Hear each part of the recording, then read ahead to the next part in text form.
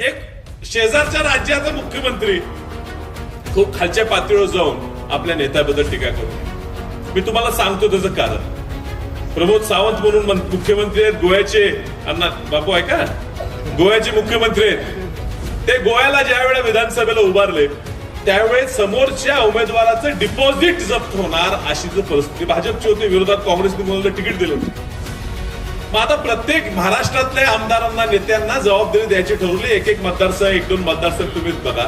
त्या विश्वित कदमांना सगळ्यात अवघड जबाबदारी काय द्यायची, तर मुख्यमंत्री भाजपची तिथून लढतोय ती मतदारसंघाची जबाबदारी दिली कुणाला, विश्वजित कदमांना.